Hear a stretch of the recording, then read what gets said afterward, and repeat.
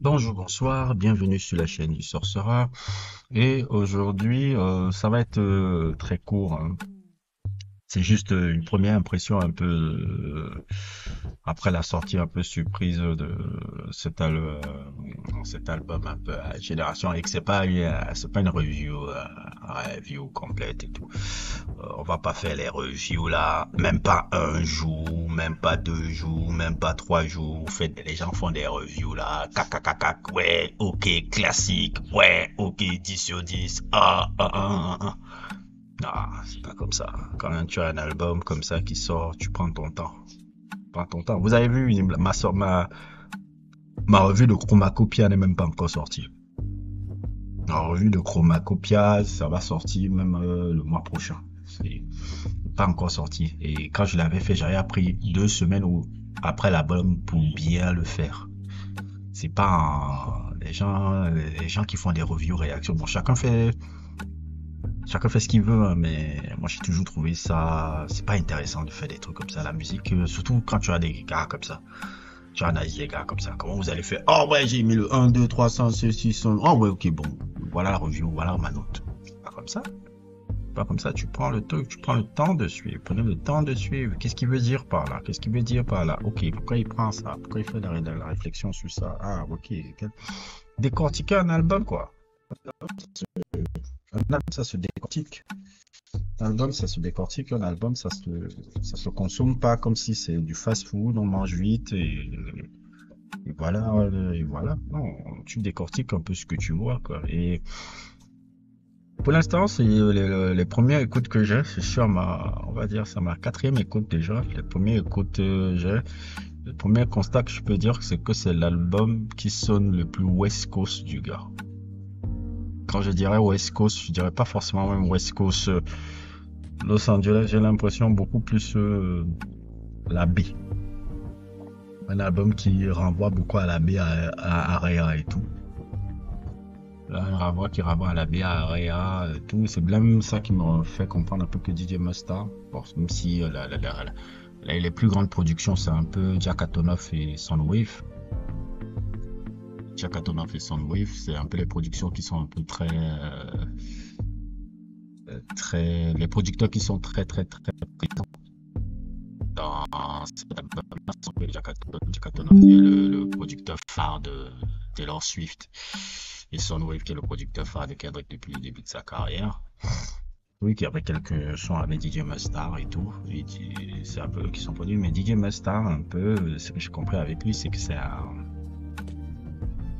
un mec qui a été très influencé par la B dans ses productions. Il fait de la hi-fi musique. Maintenant, je comprends mieux dans ma Crazy Life un peu. C'est pas G-Funk, c'est plus hi-fi musique. Qui peut rappeler Spice One, qui peut rappeler Rapim Forte, qui peut rappeler un peu Too Short. Et j'en passe, et même Tupac aussi. Tupac, sa période, on va dire 91, 93 un peu, quand il était beaucoup à Oakland, entre Oakland, Baltimore et tout, et qui commençait à traîner beaucoup avec les Spice One, les E40, comme vous le voyez un peu sur cette photo-là.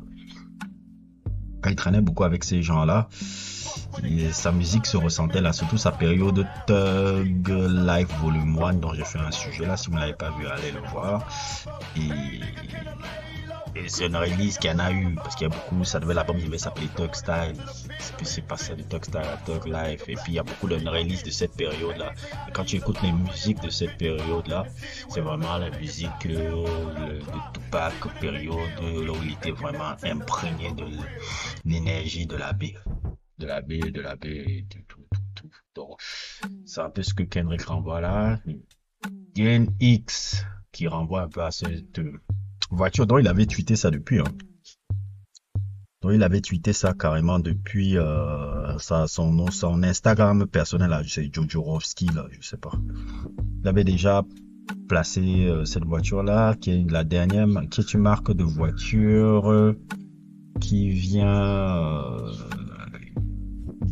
c'est le dernier modèle qui est sorti en 87, qui était là dans les années 70 et qui est, lui, et ça, c'est le dernier modèle qui est sorti en 87 comme ça, date de naissance. Mais comme aussi, Kendrick, c'est toujours dans le double entente, triple entente, la double métaphore. Gen X qui renvoie aussi à la génération X. Il fait partie de la génération X. Les gens de la génération X, c'est quoi? C'est les boys qui sont nés entre 1960 et 1900, à la fin des années 80. La séquence un peu 60, 87, 88, là, les gens de la génération X un peu. Parce que c'est un enfant aussi de la génération X un peu. C'est-à-dire, c'est tout le thème où il veut ramener. Il veut ramener ça, je ne sais plus c'est dans quel morceau même où il fait cette référence un peu. Moi, je suis avec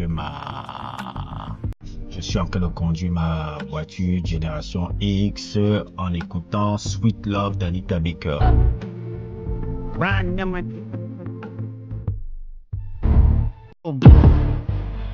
Sweet Love d'Anita Baker, la chanteuse Anita Baker.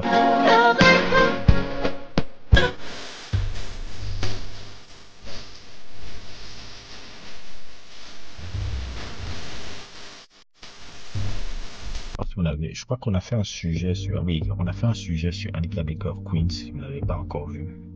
Vous l'allez regarder, c'était Anita Baker. C'était Anita Baker, Stephanie Mills, et la troisième c'était qui encore? Angela Winbush, si vous ne l'avez pas vu, et tout. Et quand il fait cette référence-là, la chanson Sweet Love, là, c'est sorti dans les années 80. Dans l'album Rapture, qui était sorti, je crois, 88, 89, je pense. Donc, il renvoie un peu à d'où cet entendre-là. Franchement, mes premières écoutes, je suis vraiment satisfait par rapport à ce que j'écoute là. Mais je donnerai un avis beaucoup plus en profondeur. Là, vous savez, là, je suis en train de mettre, je parle vite en surface. Hein, je n'ai vraiment pas envie de dire tout ce que je vois déjà dans l'album, dans la compréhension. Je mets un peu la prépa. Il y a beaucoup de trucs. C'est un album qui va exploser dans les charts. Je pense que ce sera l'album le plus successful du gars. Et littéralement, ce que j'aime beaucoup aussi, c'est que avec Kendrick a vraiment appuyé le bouton reset dans le hip-hop mainstream. Parce qu'il pousse maintenant les gens à regarder les lyrics. Parce que quand je vois maintenant les gamins qui posent aussi des réactions, ils étaient en train de regarder les lyrics. Non, qu'est-ce qu'il est en train de dire? Qu'est-ce qu'il est en train de faire? Parce que je voyais un peu quelques réactions sur YouTube, je disais, voilà, ça est en train de changer. Et les gens reviennent à la base. Regardez les lyrics, qu'est-ce que ça signifie ça? Qu'est-ce que ça... C'est comme ça que le hip-hop doit être à la base. Votre zozo de Jimmy, vous avez envoyé que tout doit être une vibe, pendant plus de 10 ans. C'est ça qui vous a envoyé et c'est comme ça que vous consommez. Lui, il vous ramène un peu au délire de la base. Étudier les lyrics. Qu'est-ce qu'il veut dire? Qu'est-ce qu'il veut dire par là? Pourquoi? Non, ça, c'est ça que Kendrick Lamar pousse à faire. Je trouve que c'est très, très bien une chose. Il est en train de ressusciter vraiment le hip-hop sur le plan mainstream. Et quand je vois vraiment la séquence en novembre qu'on a eu là avec des Pharmacopoeia de Tyler the Creator qui est d'une excellente facture. L'album aussi j'ai vu qui est l'album là. L'album de comment il s'appelle? Absol. D'ailleurs, ça arrive bientôt. Soul Burger. Il y a aussi de très très très bonnes factures. J'ai fait une review sur ça, ça arrivera. Je pense le mois prochain, vous aurez ça. Le mois prochain, je l'ai fait aussi bientôt.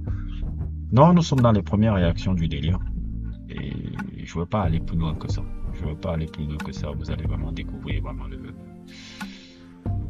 audio de cet album-là et tout. Et vraiment, nous sommes dans quelque chose qui va avoir un énorme succès là. Il y a quelques sons que j'ai écoutés là, notamment TV Off là. Je l'imagine au Super Bowl ce truc là. Oh mon dieu. Les Squabbles, TV Off, les Hey Now là. Ouf. J'imagine ça au Super Bowl. Ouh là là là là là là là là là là là. Ce truc est, on sous-entend même que si qu'un album, parce que le teaser proposait autre chose. Il y a le son qui est apparu dans le teaser n'est pas apparu dans l'album là. Donc ça veut dire qu'il y a encore de la musique qui arrive après encore en 2025. Bon, c'est peut-être même pas vraiment l'album, c'est juste l'album en première partie. Il y a encore un autre album peut-être qui vient après, on ne sait pas. Donc voilà quoi. En tout cas, pour les premières écoutes, c'est bon. Moi, ma review arrivera bientôt. Je pense que je sais pas si je vais le faire avec Zanzu. Je vais pas le faire seul. Je risque de le faire encore avec Zanzu, comme d'habitude. Et on verra bien. J'essaierai de faire un truc un peu spécial en prenant même aussi un artiste rappeur local aussi, que je connais très bien ici, qui est très très bien, avec qui je discute souvent de musique hip-hop aussi.